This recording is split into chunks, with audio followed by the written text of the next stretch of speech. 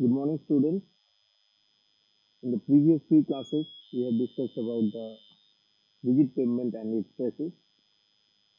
The stresses are caused mainly due to the working condition, due to the temperature, the traffic loading, and another condition is there, that is the frictional stresses caused due to the temperature stresses.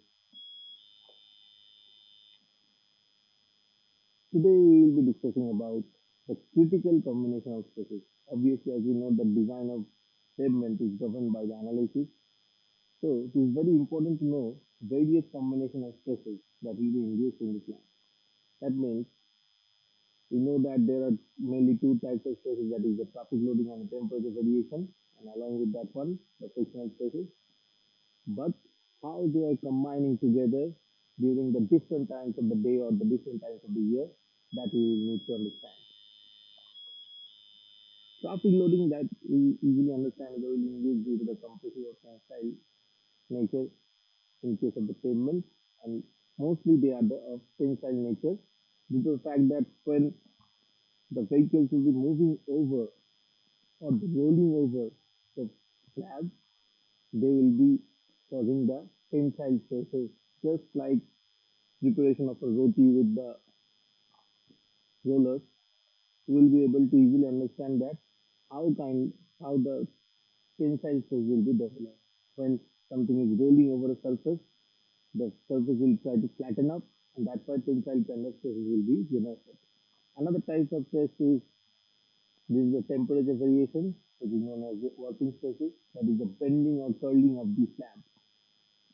And due to that particular working stresses, frictional forces will be coming into the picture.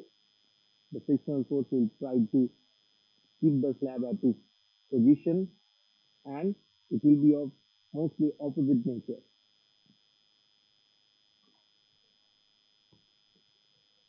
So you can easily understand there are three types of stresses that you induce in the slab. Now, how they are actually combining, that we need to understand. First of all, let us try to understand in the summer season. In the summer season, the average temperature is higher and the result of overall expansion of the slab. However, in both the layers of the slab, that is the upper layer or lower layer, this temperature will not be the same. At the upper layer, which is directly exposed to the sunlight, will be having higher temperature, and the bottom layer will be having lower temperature compared to the upper layer. Now, as a result, when the slab is trying to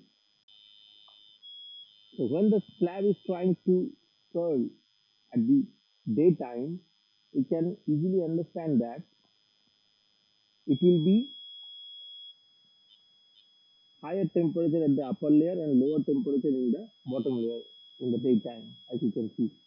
So as a result, the expansion of this particular layer will be much more compared to this layer. So as a result, there will be some kind of stresses that will be generated, which will be of opposite nature. Stress, as you can understand, is of opposite nature. So when this layer will try to expand, the compressive stresses will be coming into the picture, and exactly opposite thing will be happening in the bottom layer. That is, this will be trying to reduce or shrink, and as a result, the tensile stress will be generated.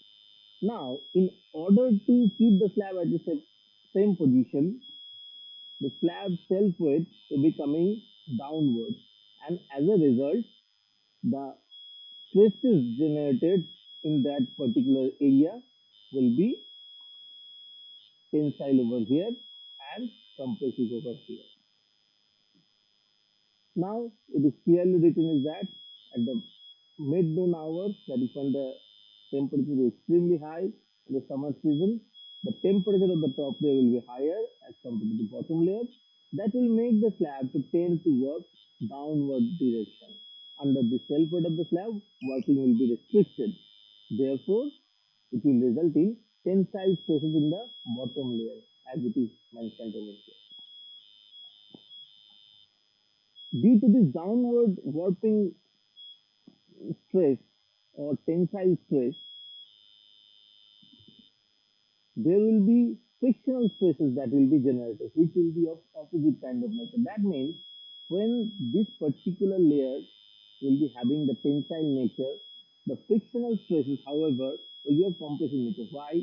Because this layer is trying to contract. In order to keep them in that position, there will be opposite kind of stresses. So the frictional stresses will try to keep it in its position, which will be of tensile nature, just like the self work. So as a result, the critical combination in that particular time, obviously at the edge region, it will be the traffic stresses, which will be again the tensile nature, warping stresses again of tensile nature, minus the frictional stresses, which will be of compressive nature. Now, let us try to understand the situation in the winter season. In the mid-afternoon hours of the winter season, again, the traffic stress as we the traffic stresses as usual, it will be of tensile nature, and the frictional stresses will be of tensile nature because during the winter season, the overall slab will try to contract due to the lower average temperature. And in order to keep them in their position, the frictional stresses will be of tensile nature.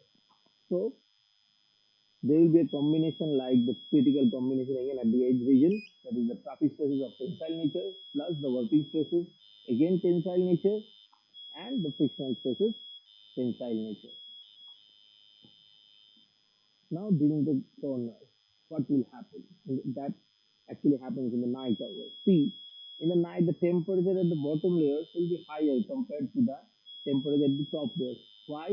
Because of the fact that during the daytime, those two layers were heated. Obviously, this layer will be having higher temperature at the daytime, but during the night, as it is exposed to the atmosphere, it will be able to release its temperature and the releases heat obviously, and the temperature will be coming down. In the same way, this layer will also try to do the same, that is to dissipate the heat into the different layers, but it will not be able to do that as it is not in direct contact with the atmosphere. So as a result, there will be temperature difference and it will be exactly opposite as it was in the day condition. That is, the upper layer will be having lesser temperature compared to the lower layer. So as a result, this upper layer will be trying to contract, and in order to keep that, it will be of tensile stress, which will be coming into the picture. And again, as the total slab is trying to bend in this way, the self weight will be coming down, and as a result, the compressive stresses will be coming here. No effect of friction has been discovered yet in the night time. So, as a result, the physical combination will be the traffic stresses as well as the working stresses, which are both the tensile nature. So, this is it. So, what we have got till now, three types of stresses are there: traffic loading, which is of tensile nature; warping stresses due to the temperature, again of tensile nature; and the third is the frictional stresses caused by the warping stresses. At the summer, it will be of compressive nature, and during the winter, it will be of tensile nature. Thank you.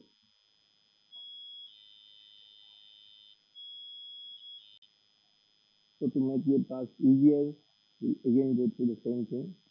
In the summer, the average temperature is higher, and as a result, there will be stresses generated due to the expansion of the slab. Now, this layer will be having higher temperature compared to the bottom layer, and as a result, it will try to expand. In order to keep that in the same position, there will be compressive stresses. In the bottom layer, obviously, there will be tensile stress as the slab will try to contract, the bottom layer will try to contract, and also the self weight will be coming into the picture. Now, when they are trying to contract, there will be frictional stresses. That frictional stress will be of compressive nature because these two layers, obviously, They are trying to come together in this way. This one come here and this one come here to here. So as a result, the frictional force will try to keep them in the same position. So they will be acting in this way and from here to here. So that particular force will induce some stresses. That stress will be of opposite nature. Here, this force is acting in this direction, that means in the entire direction. So the stresses will be of compressive nature. Now, this is a particular phenomena which which happens very often, and as a result, we need to provide some expansion joints or contraction joints in the slab.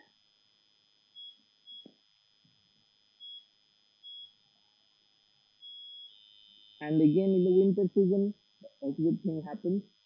That means when the overall temperature is very low, the total slab will try to shrink, and as a result, the temperature will be low and frictional forces will try to keep them in the same position. So, as a result, the total force will be of compressive nature and the stress will be of tensile nature during the winter season. And again, at the corners, we have understood the fact. So, again, for this particular thing, see, the rigid pavement is a combination of different slabs of different dimensions, and they need to keep in their position such a way that they can provide us their serviceability. So as a result, we will need to provide some contraction or expansion joints.